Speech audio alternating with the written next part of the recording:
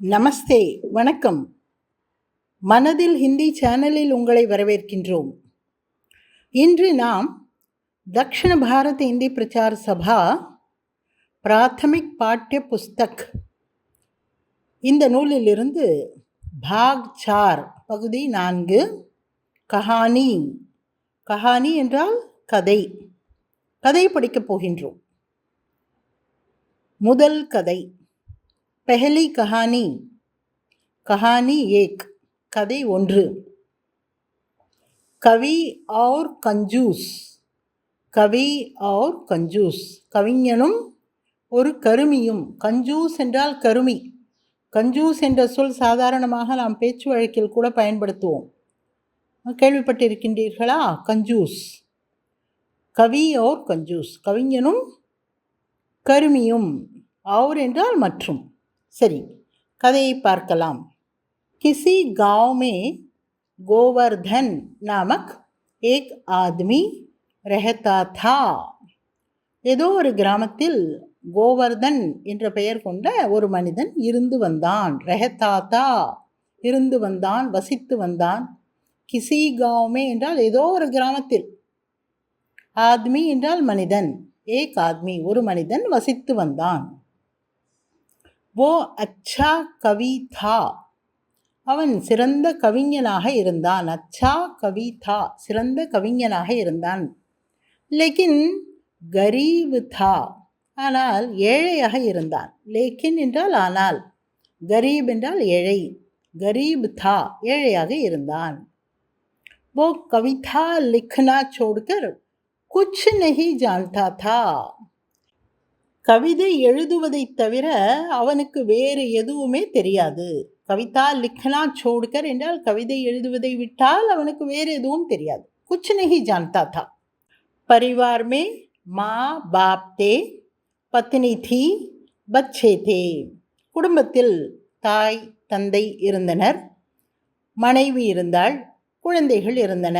மா பாப் என்றால் தாய் தந்தை, பத்னி என்றால் மனைவி, பச்சே என்றால் குழந்தைகள்.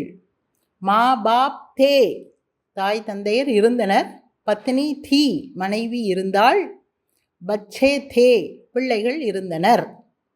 इसलिए वो रोज आस पास के किसी जमींदार या अमीर के घर जाता था और उनका गुणगान करते हुए कविता सुनाता था.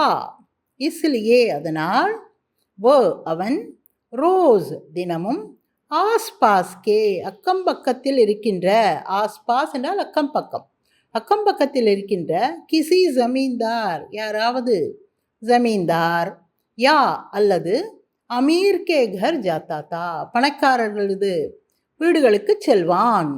கர் ஜாத்தா தா. கர் என்பது ஒருமையையும் குறிக்கும், பன்மையையும் குறிக்கும். இங்கு கே கர் என்று வந்ததனால் வீடுகள் என்று பொருள் கொள்ள வேண்டும். கா கே கி இந்த மூன்றும் பொசசிவ் கேசஸ், அதாவது உடைய என்ற பொருளை கொடுக்கும் என்பதை நாம் போதினியில் படித்திருக்கின்றோம். இங்கு கே என்பது ஆண்பால் பன்மை அடுத்து வரும்பொழுது கே பயன்படுத்தப்படும். இங்கு கர் என்பது ஆண்பால் பன்மையை குறிக்கின்றது, எனவே கே பயன்படுத்தப்பட்டுள்ளது. அமீர் கே கர் ஜாத்தா தா பணக்காரரது வீடுகளுக்கு சென்று வந்தான். கிசி ஜமீன்தார் யா அமீர் கே கர் ஜாத்தா தா. ஜமீன்தார் அல்லது பணக்காரரது வீடுகளுக்கு சென்று வந்தான். और उनका गुणगान करते हुए कविता सुनाता था. அவர்களை புகழ்ந்து பாடுவான். குணகான் கர்னா என்றால் குணத்தை புகழ்ந்து பாடுதல். கவிதா சுனாதா தா கவிதைகள் சொல்லி வந்தான். சுனாதா தா கவிதை சொல்லுதல். சுன்னா என்றால் கேட்டல், சுனானா என்றால் சொல்லுதல். கவிதா சுன்னா என்றால் கவிதை கேட்டல், கவிதா சுனானா என்றால் கவிதை சொல்லுதல், கவிதை படித்தல் என்று கொள்ளலாம். கவிதா சுனாதா தா கவிதை படித்து வந்தான், கவிதை கூறி வந்தான். குணகான் கர்த்தே ஹுயே என்றால் புகழ்ந்த வண்ணம், கர்த்தே ஹுயே என்றால் அது அப்படி செய்த வண்ணம் என்பது பொருள். குணகான் கர்த்தே ஹுயே கவிதா சுனாதா தா புகழ்ந்து பாடி வந்தான், கவிதை பாடி வந்தான். वे लोग अपनी तारीफ सुनकर गोवर्धन को कुछ न कुछ देते थे. वे लोग அவர்கள் अपनी तारीफ सुनकर தனது புகழ்ச்சியை கேட்டு, தாரீஃப் என்ற சொல் பெண்பால் சொல், எனவே அப்பனி தாரீஃப் என்று வந்துள்ளது. தனது புகழ்ச்சியை கேட்டு, சுன்கர் கேட்டு, கோவர்தனனுக்கு குச்ன குச் தேத்தே, ஏதாவது கொடுப்பார்கள். குச்ன குச் என்றால் ஏதாவது, தேத்தே கொடுத்து வந்தார்கள். பஸ் इसी से गरीब कवि किसी न किसी तरह अपना जीवन का निर्वाह करता था. பஸ் அவ்வளவுதான். இப்படித்தான். இசீசே இதன் மூலமாக என்றால் கவிதை கூறுவது மூலமாக, கரீப் கவி இந்த ஏழையான கவிஞனாகப்பட்டவன், கிசீன கிசி தர எப்படியாவது, अपना जीवन का निर्वाह करता था தன் வாழ்க்கையை நடத்தி வந்தான். ஜீவன் கா நிர்வாக என்றால் வாழ்க்கையை நடத்துதல், கர்த்தாத்தா நடத்தி வந்தான். இங்கே பாருங்கள், குச்ன குச் கிசீன கிசி என்ற பயன்பாடுகளை பார்த்து கொள்ளுங்கள். குச்ன குச் என்றால் ஏதாவது, கிசீன கிசி என்றால் எப்படியாவது, கிசீன கிசி தர எப்படியாவது என்பது பொருள். கபி கபி உசே खाली हाथ लौटना पड़ता था. கபி கபி அவ்வப்பொழுது, உசே அவனுக்கு, खाली हाथ लौटना पड़ता था எம்டி ஹேண்ட், खाली हाथ என்றால் எம்டி ஹேண்ட் வெறுங்கையாகவும் திரும்பும்படியாக இருந்தது. அவ்வப்பொழுது அவனுக்கு எதுவும் கிடைக்காது, வரும் கையாக வந்து விடுவான், ஒன்றுமில்லாமல் வீட்டுக்கு திரும்பி வருவான். லவுட்னா படுத்தாத்தா திரும்பி வர வேண்டியிருந்தது. அடுத்த பத்தி. एक दिन गोवर्धन पास के किसी गांव में गया. ஒரு நாள் கோவர்தன் அருகில் இருந்த ஒரு கிராமத்திற்கு சென்றான். एक दिन ஒரு நாள் கோவர்தன் पास के किसी गांव அருகில் இருந்த ஏதோ ஒரு கிராமத்திற்கு, கயா சென்றான். वहां वो மகேந்திர நாமக் ஆத்மி கே घर पहुंचा. அங்கு அவன் மகேந்திர என்ற ஒரு மனிதனின் வீட்டிற்கு சென்றான். வஹா வ அவன், மகேந்திர நாமக் மகேந்திர என்ற பெயர் கொண்ட, ஆத்மி கே घर पहुंचा மனிதனின் வீட்டிற்கு சென்றான். மகேந்திர தனவான் தா மகேந்திரன் பணக்காரன். லேக்கின் படா கஞ்சூஸ் தா ஆனால் மிகவும் கருமி. கஞ்சூஸ் என்றால் கருமி. படா கஞ்சூஸ் மிகப்பெரிய கருமி அவன். கிசிகோ भूलकर भी खोटी दमड़ी तक नहीं देता था. किसी को யாருக்கும், भूलकर भी மறந்து கூட, ஈவன் பை மிஸ்டேக், கோட்டி தம்டி, கோட்டி என்றால் செல்லாத காசு. கோட்டி, கோட்டி என்பது செல்லாத என்ற பொருளை இங்கு கொடுக்கின்றது. தமடி என்பது சிறிய காசு, அதாவது ஒரு காசில் 8 1 பங்கு என்பது ஒரு தமடி என்பார்கள். ஒரு தமடி செல்லாத காசாக தமடி இருந்தால் கூட அதை அவன் கொடுக்க மாட்டானாம். கோட்டி தமடி தக் நஹி தேத்தாத்தா, செல்லாத காசு தமடி காசு இருந்தால் கூட அவன் கொடுக்க மாட்டான். கோவர்தன் ने महेंद्र को अपना परिचय दिया. கோவர்தன் சென்று மகேந்திரனிடம் தன்னை பற்றி கூறினான். அப்பனா பரிச்சய தியா என்றால் தன்னை பற்றி கூறிக்கொண்டான். நான் ஒரு கவிஞன் அப்படியெல்லாம் அவன் கூறிக்கொண்டான். பரிச்சய என்றால் இன்ட்ரோடக்ஷன். उसके बाद उसने इस अर्थ की एक कविता सुनाई कि महेंद्र बड़ा वीर है और दानी भी है. அதன் பிறகு, उसके बाद என்றால் அதன் பிறகு, उसने इस अर्थ की एक कविता सुनाई இந்த பொருள் படும்படியாக ஒரு கவிதையை சொன்னான். எந்த பொருள் படும்படியாக?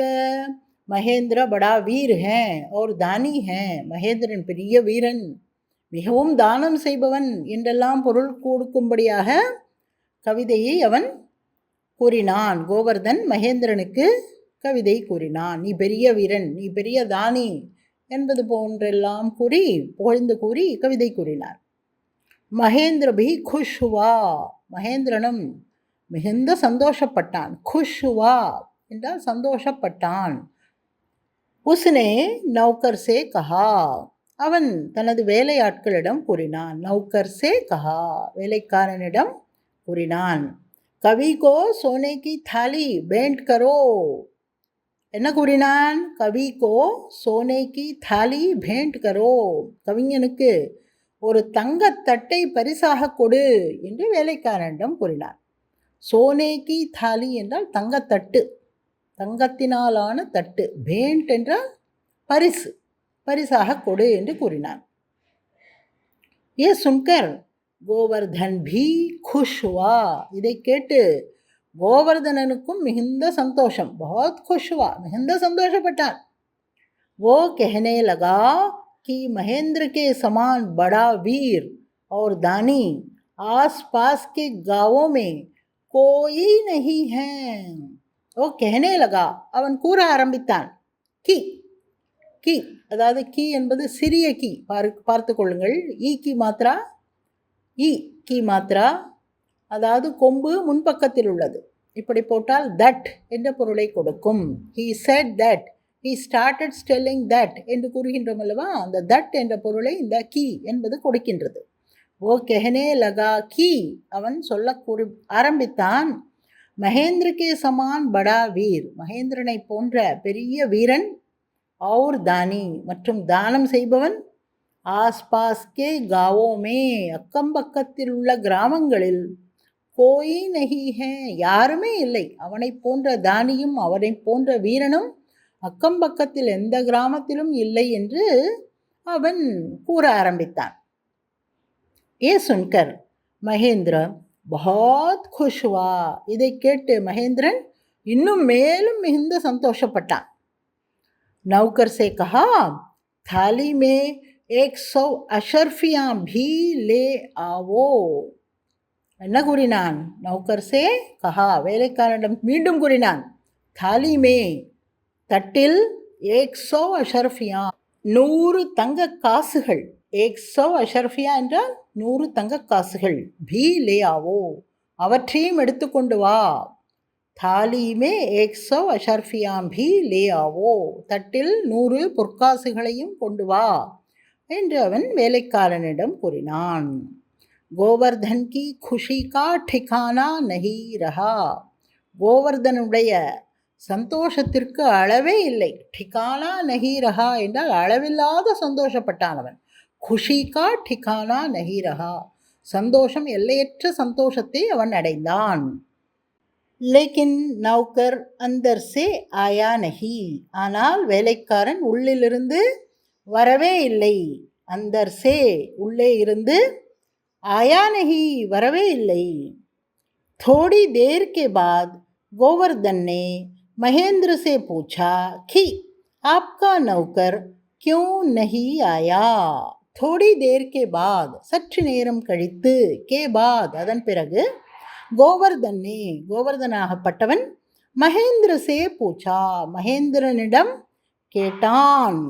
கி ஆப்கா நௌக்கர் கியூ நஹி ஆயா, உங்கள் வேலைக்காரன் ஏன் வரவில்லை என்று கேட்டான். கி என்பதன் பயன்பாட்டை பார்த்து கொள்ளுங்கள். இதற்கு முன்பும் பார்த்தோம். கி என்பது தட் என்பதை குறிக்கின்றது என்பதை பார்த்தோம். 2 வாக்கியங்கள் இணைக்கும் பொழுது தட் என்று பயன்படுத்துவோம் அல்லவா, அப்பொழுது கி வருகின்றது. அதை நீங்கள் கவனித்துக் கொள்ளுங்கள். மகேந்திரனே கஹா கி வோ நஹி ஆயேகா, மகேந்திரன் கூறினான் அவன் வரமாட்டான். மகேந்திரனே கஹா கி வோ நஹி ஆயேகா, மகேந்திரன் கூறினான் அவன் வரமாட்டான். இங்கும் கி உள்ளது, பார்த்து கொள்ளுங்கள். அடுத்த பத்தி, கோவர்தன் கா தில் பேட் கயா, கோவர்தன் மனது நொந்து போய்விட்டான். தில் பேட் கயா என்றால் உற்சாகம் இழந்து போய்விட்டான் என்பது பொருள். தில் பேட் கயா, இதயம் உட்கார்ந்து விட்டது என்று இதற்கு இந்த வார்த்தைக்கு பொருள். ஆனால் நாம் எப்படி பொருள் கொள்ள வேண்டும்? உற்சாகம் இழந்து விட்டான் என்று பொருள் கொள்ள வேண்டும். உஸ்னே பூச்சா கி क्या मुझे सोने की थाली और 100 अशर्फियाँ नहीं मिलेंगी. उसने पूछा, அவன் கேட்டான். कि क्या मुझे सोने की थाली என்ன, எனக்கு தங்கத்தட்டு, और மற்றும் 100 अशर्फियाँ 100 பொற்காசுகள், नहीं मिलेंगी கிடைக்காதா, मिलेंगी ஃபியூச்சர் டென்ஸ், பன்மை, எதிர்காலம் பன்மை, மிலேங்கி. நஹி மிலேங்கி கிடைக்காதா. மகேந்திர ஹஸ்தே ஹுயே கஹனே லகா. மகேந்திரன் சிரித்து கொண்டே கூற ஆரம்பித்தான். ஹஸ்தே ஹுயே சிரித்து கொண்டே, கஹனே லகா கூற ஆரம்பித்தான். தும்னே முஜே வீர் और தானி கஹா. நீ என்னை வீரன் என்றும் தானி என்றும் கூறினாய். மை ஜான்தா ஹூம் ஏ ஜூட் ஹே. எனக்கு தெரியும் அதெல்லாம் பொய் என்பது எனக்கு தெரியும். ஜூட் என்றால் பொய். நீ என்னை வீரன் என்று கூறினாய், தானி என்று கூறினாய், இதெல்லாம் பொய் என்பது எனக்கு தெரியும். ஜூட்.